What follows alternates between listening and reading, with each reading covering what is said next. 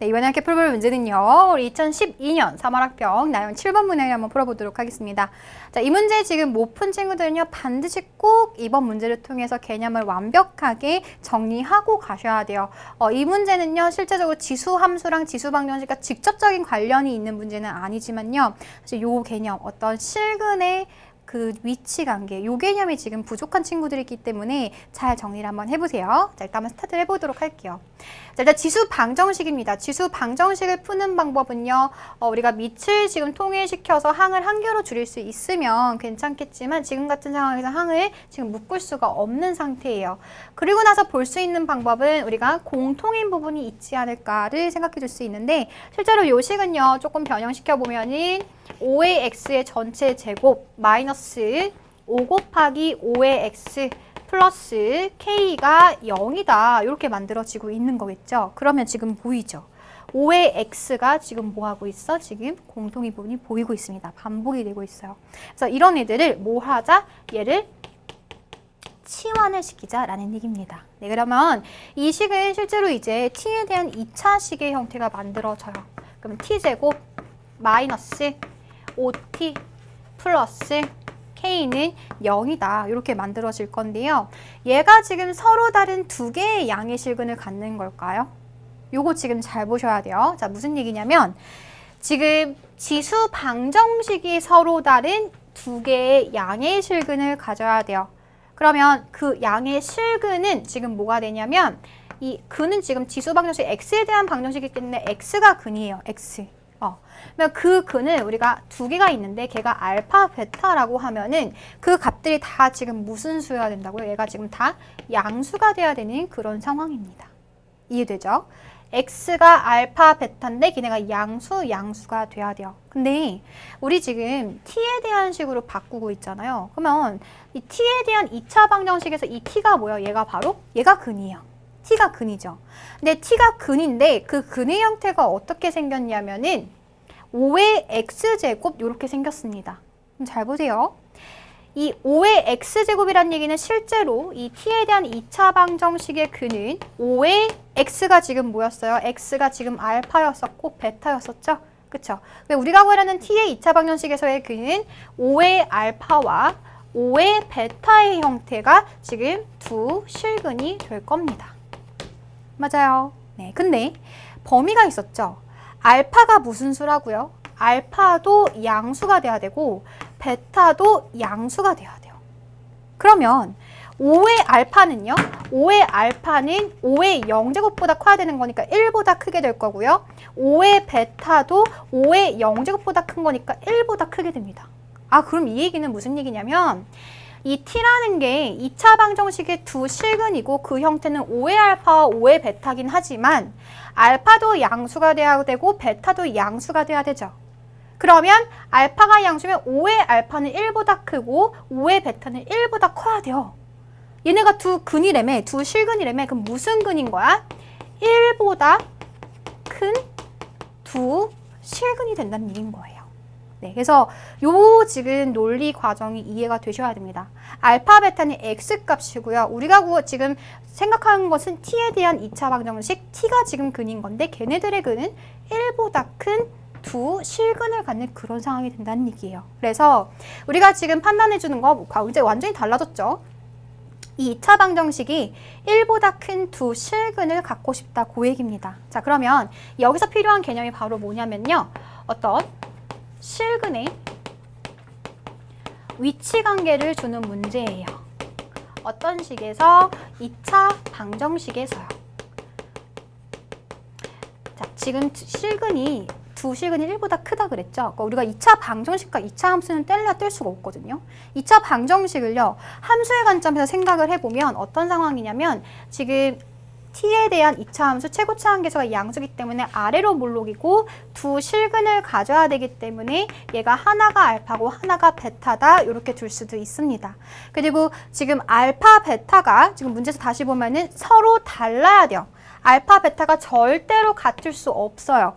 그 얘기 즉슨 이 5의 알파와 5의 베타도 절대로 가질 수가 없겠죠. 그쵸? 그러면 이 t에 대한 2차 방정식은 1보다 큰 서로 다른 이라는 지금 조건까지 추가가 됩니다. 서로 다른 두 실근을 갖게 되는 거예요. 네, 그래서 알파, 베타 무조건 두 점에서 만날 수밖에 없는데 그 근의 위치가 어떻게 돼야 되냐면요.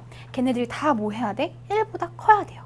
그 얘기는 1이 이렇게 있으면은 알파도 1보다 커야 되고요. 베타도 지금 1보다 커야 되는 그런 상황이 되겠죠. 그쵸? 그래서 어떤 지금 기준점이 지금 주어져 있는 거예요. 얘를 기준으로 알파 이 실근의 위치 관계를 지금 주고 있는 그런 상황입니다. 이럴 때는요, 우리 항상 세 가지를 따지셔야 돼요. 세 가지. 자, 첫 번째. 일단 서로 다른 두 실근을 가져야 되죠. 서로 다른 두 실근을 갖는다는 소리는 판별식이 일단 어떻게 돼야 돼? 2차 방정식의 판별식이 0보다 커야 됩니다. 네, 요거부터 한번 가볼게요. 자, 그러면 판별식 요거 가주면 b제곱 5제곱 마이너스 4ac 얘가 어떻게 돼야 돼요? 얘가 0보다 커야 된다. 그럼 실제로 이때 k의 범위는 뭐가 돼요? k의 범위는 4분의 25보다 작아야 된다. 요렇게 지금 나옵니다. 됐죠? 자, 하지만 여기서 끝나면 안 돼요. 판별식이 0보다 크다라는 것은요, 우리가 위치 관계를 고려하지 않은 거예요. 1이 여기 있을 수도 있고, 여기 있을 수도 있고, 여기 있을 수도 있어요. 그쵸? 여기서 끝나면 안 돼요. 그럼 두 번째는요, 우리가 축의 방정식의 위치를 고려합니다.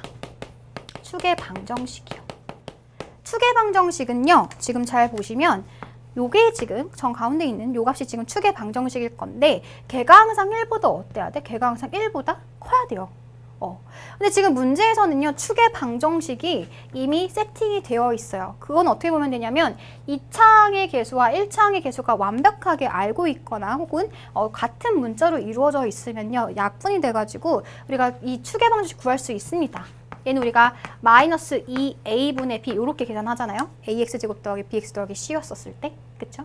근데 지금 문제에서는 얘는 마이너스 2 곱하기 1분의 마이너스 5가 되는 거니까 2분의 5 이렇게 지금 위치가 되어 있어요. 그러니까 뭐를 따지면 되냐면 이 축의 방정식이 얘보다 1을 기준으로 얘보다 항상 어때야 돼? 큰 쪽에 놓여야겠죠. 그쵸? 그래서 얘가 항상 지금 우리가 기준이 되는 요 1보다 커야겠다. 요거를 또 우리가 조건을 생각해 줘야 된다는 얘기예요. 근데 이 문제에서는 지금 축의 방정식이 고려를 해주고 있기 때문에 얘는 직접 고려를 안 해도 되는 그런 상황이 됩니다. 그러니까 이미 정해져 있으니까 1보다 큰지만 확인만 하시면 돼요. 네. 그럼 이제 마지막 세 번째는 뭐냐면요. 판별식 따졌고요. 그다음에 축의 방정식 따졌어요. 그 다음에 생각해야 되는 것은요. 바로 함수값입니다. 뭐에서의 함수값? 요 기준이 되는 1에서의 함수값을 생각해 줄 수 있어야 돼요. 그러니까 무슨 얘기냐? 우리가 만약에 얘를 따지지 않는다라고 한다면 자, 2차 함수가 서로 다른 두 실근을 가져요. 그쵸? 알파, 베타 가질 건데 걔네들이 지금 1보다 지금 큰 쪽에 있어야 되는 거죠. 근데 이렇게 될 수도 있거든요. 예를 들어서 축도 지금 1보다 크고 그 다음에 판별식도 지금 0보다 크다를 만족하는데 1이 이렇게 있을 수도 있잖아요. 그쵸? 1이 이렇게 있으면은 우리가 원하는 두 실근이 다 1보다 크다라는 조건에 만족하지가 않죠. 축도 1보다 크고요. 판별식 서로 다른 두 실근을 갖는데 1이 이렇게 있어버리면은 우리가 원하는 알파, 베타가 1보다 큰 상황이 안 됩니다. 그러면 이 함수값 f에다가 1을 넣은 이 함수값이 항상 무슨 수가 돼야 돼? 지금 요 두 그림의 차이는 뭐예요? 1을 넣었을 땐 얘는 음수가 되는 그런 상황이 되는 거고 그 다음에 얘는 1을 넣었을 때 지금 양수가 되는 그런 상황이 되는 거겠죠? 그쵸? 그래서 그걸 또 확인하셔야 돼요. f의 값이 0보다 커야 된다. 네. 그래서 f1이 0보다 커 1 갖다 집어넣어주면 1 마이너스 5 플러스 k가 0보다 커야 된다. 따라서 k의 범위는 실제로 4보다 어때야 돼요? 커야 됩니다. 네, 그래서 요거 세 개를 동시에 만족시켜야지만이 우리가 원하는 그 1보다 큰 서로 다른 두 실근을 갖는 그런 상황이 되기 때문에 최종적으로 K의 범위는 어떻게 돼요? K는 4보다 크고요. 그 다음에 아까 4분의 25보다는 어때야 된다? 작아야 된다. 요거인 거죠. 그쵸? 그러면 요 사이에 있는 우리 정수 K의 개수를 구하라고 했으니까 4분의 25는 얘는 대충 6점 땡땡이잖아요. 그쵸? 그래서 우리가 원하는 정수 K는 5와 6이 돼서 정답은 2개가 되겠다. 이렇게 가셔야 됩니다. 네. 따라서 이런 2차 방정식의 실근의 위치 관계에 대한 문제가 지수 방정식에서 굉장히 많이 물어봐요. 그랬을 때는 항상 명확하게 우리가 t에 대한 식에서 그 실근의 좀 구체적으로 좀 어떤 지금 조건을 갖고 있어야 되는지를 꼭 명확하게 밝히세요. 네, 알파, 베타는 x 값이고요. 우리가 지금 고려해야 되는 것은 t 값입니다. 네, 그리고 쌤이 좀 긴 개념을 설명을 했는데 우리가 그리고 2차 방정식의 실근의 위치 관계, 뭐 1보다 크다, 뭐 2보다 크다, 2보다 작다, 아니면 뭐 1과 3 사이에 있다. 이런 것들을 물어봤을 때는요. 세 가지를 기억하시면 됩니다. 먼저 판별식 따져주셔야 되고요. 그 다음에 추계 방정식 따져주셔야 되고요. 그 다음 마지막 함수값도 따져주셔야 됩니다. 그래서 요 함축판 요거 세 가지 기억해라 라는 것을 꼭 명심해 주시기 바랄게요. 그래서 요 부분 개념 지금 정리 안 된 친구들은 우리 요 2차 방정식과 2차 함수 요 파트 가셔서 다시 한번 꼭 공부하시길 바랄게요.